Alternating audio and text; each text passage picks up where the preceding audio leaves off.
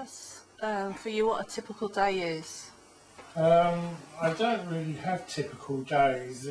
Things vary so much according to whether I'm having a bout of depression or perhaps a bit more paranoid, sometimes more than others. On a day when I feel well, I might get up, come round for an hour because the meg's knocked me out so much. It takes me a good hour to come round in the mornings, have a couple of cigarettes. To this day, first thing in the morning, I still have to see how my gut reaction is to how I feel, and that will affect the whole day as to whether I bother going out the front door and have a relatively normal day, or whether I'm sort of bedridden, which often I am if I'm feeling very low. And it doesn't always follow a pattern.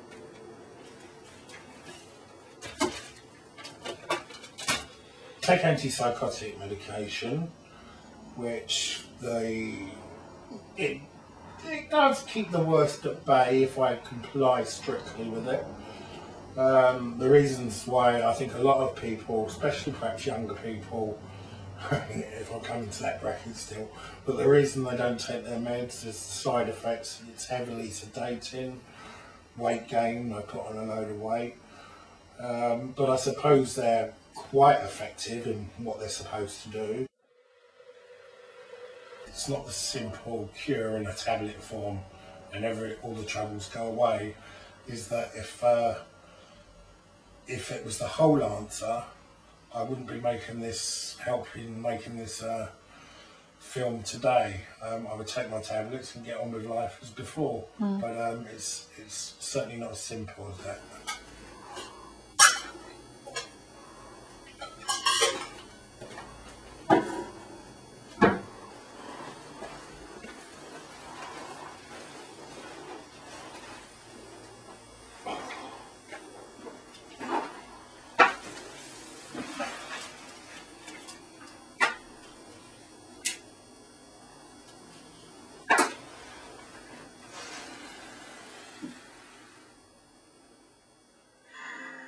We've got him to think he's schizophrenic. Soon a little lady won't even bother to find us.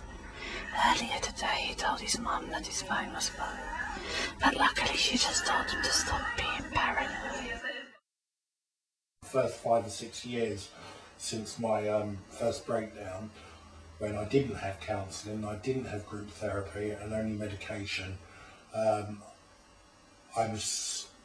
I might not have been quite so paranoid and stuff, but I was still pretty much nervous the whole time, anxious or depressed, and it was, I think the tablets kept severe psychosis at bay, but it was only these other talking therapies and meeting other service users and chatting with those people.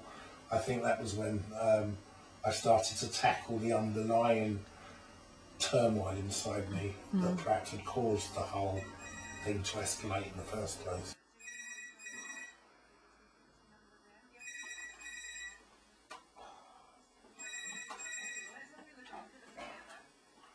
Hello? Yeah, I'm fine. What's the time now, Paul? No more, I'll take my meds earlier and I'm just tired now, so I'll just come back. Yeah. Alright then. Speak to you later, yeah. Okay, alright, no, I'm fine, yeah, just tired really. It was only last year, I think. I had my phone cut off, even though I had the money in the bank, because I just couldn't get it together to go up the road to the post office and pay it. I mean, that's an example of how the impact it does have on my practical day-to-day things.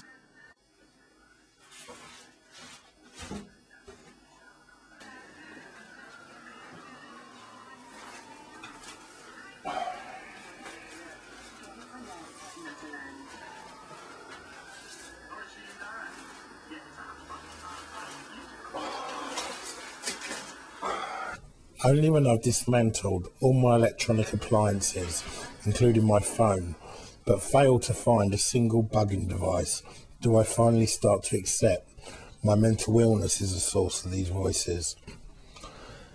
Even my brother gets to the end of his tether with me. He says, "Stuart, can't you just accept you've got a poor phone reception like everyone else?" No, to me every click or hit on the phone is a sign that it's being bugged. As always, went back to bed for an hour, so yeah. No, I haven't got an alarm clock. The staff ring in the morning, aren't they? Yeah. Anyway, listen, are you going to drop this morning? No, I keep thinking it's Wednesday, but it is Tuesday, isn't it? So, yeah. Shall I meet you on the way, or shall I meet you there? Pardon? I'll tell you, I'm sure it's a bloody bus sometimes. No, I don't. Well, my mum's on the same network, and she doesn't get all that clicking. Well, you can talk. You always say, "Yeah, I know." Alright, mate. Okay, I'll see you there. Alright. Hey? See? No, I'm not going to worry about it anyway. Nothing I can do about it. See you later, mate. Bye.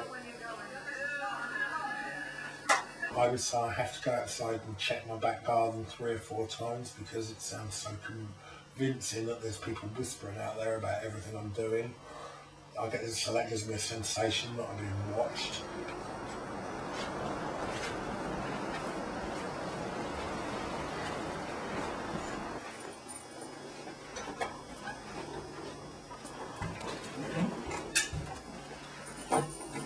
Care staff are based in the building where I live, so if I do become particularly unwell, there is help at hand, from practical issues such as going out to get my food, as well as liaising with my doctor or social worker. Right, Martin. I'm doing very well, thank you. Yeah, I'm just going my job in. Okay, no problem. See you later, mate. See ya. Cheers.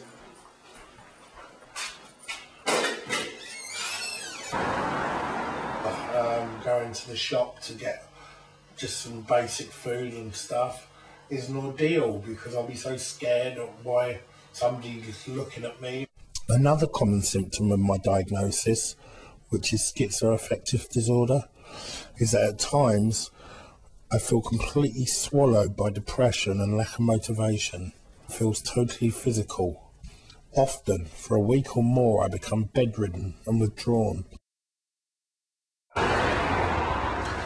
Even going outside doesn't always provide relief.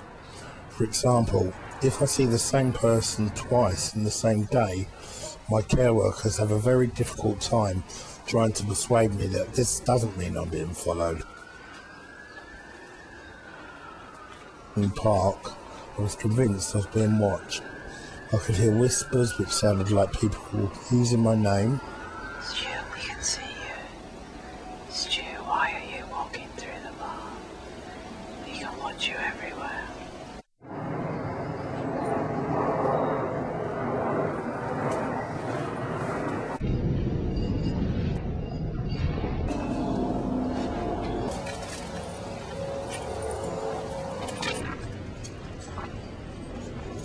So is a walk in the park a walk in the park for you? A walk in the park isn't always a walk in the park, no. Sometimes it is, sometimes it isn't.